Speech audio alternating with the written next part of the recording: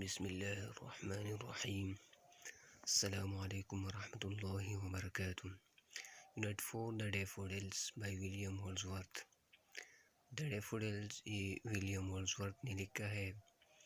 William ہولزورتھ ایک poet of nature تھا۔ اس کی زیادہ تر شعری نیچر کے بارے میں ہے۔ اس کا ایک اور نظم ہے سولیٹری ریپر۔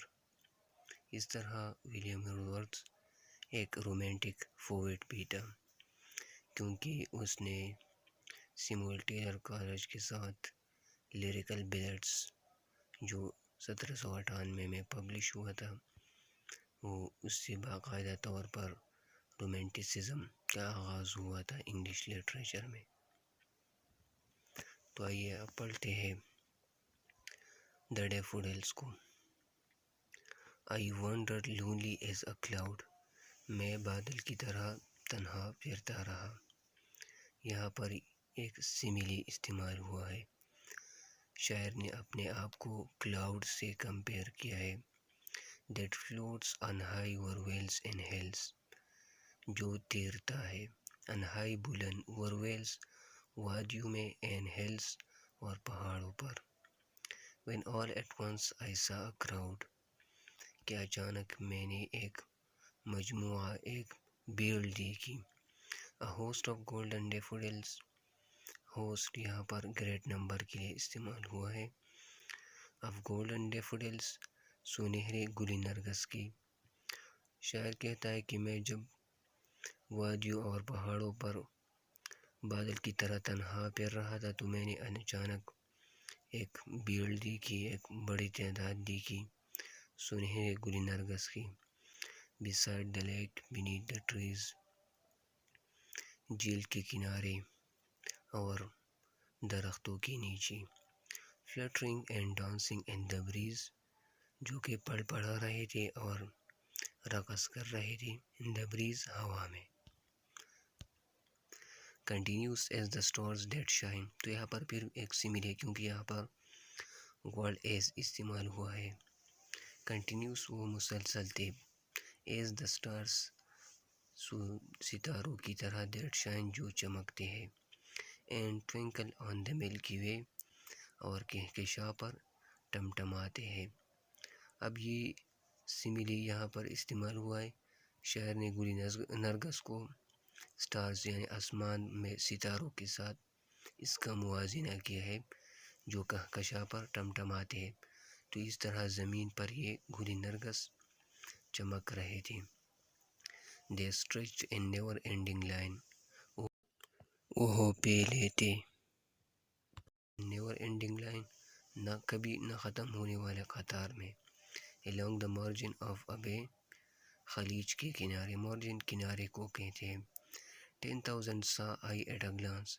یہاں پر یہ ہائپربلی ہے۔ 10,000 saw I at a glance۔ یہ کیا ہے؟ ہائپربلی۔ ہائپربلی وہ فگر آف اسپیچ ہوتا ہے جس میں شخص بڑھا چڑھا کر بات کرتا ہے۔ وہ 10,000 تھے یا نہ تھے، لیکن شاعر نے یہاں پر بڑھا چڑھا کر بات کی ہے۔ Tossing their heads in sprightly dance۔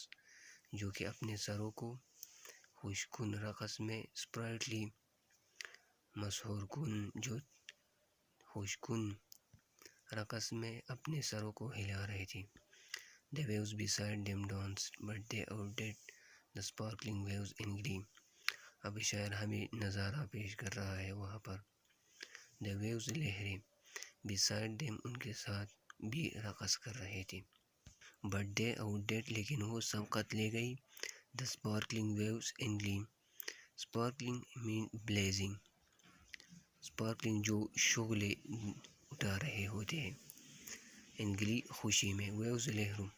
وہ گل نرگس کن چیزوں پر سبقت لے گئی؟ اسپارکلنگ ویوز پر۔ کس چیز میں؟ رقص میں۔ A poet could not but be gay۔ ایک شاعر خوش ہونے کے علاوہ اور کیا کر سکتا ہے؟ in such a jocund company۔ اس طرح کی خوش طبیعت کمپنی میں، ساتھ میں۔ I gaze and gaze۔ اب شاعر کہتا ہے کہ میں دیکھتا رہا۔ گیز وہ دیکھنا ہوتا ہے جس میں غور و فکر بھی شامل ہوتا ہے۔ بٹ لٹل تھاٹ لیکن بہت کم سوچا. What wealth the show to me had brought کہ اس منظر نے میرے لیے کیا خوشی لائی تھی. اس کے بارے میں شاعر کہتا ہے کہ میں نے بہت کم سوچا. For oft when on my couch I lie. For یہاں پر ہے بیکاز کیونکہ اکثر جب میں وین ان مائی کوچ جب میں اپنے بستر پر آئی لائی میں لیٹا ہوا ہوتا ہوں.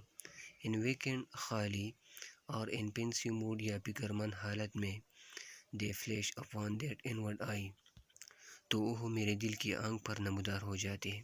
کون سی چیز؟ وہ گلی نرگس جو شاعر نے دیکھی تھی. تو اس کے دل کی آنکھ پر کیا ہو جاتے ہیں؟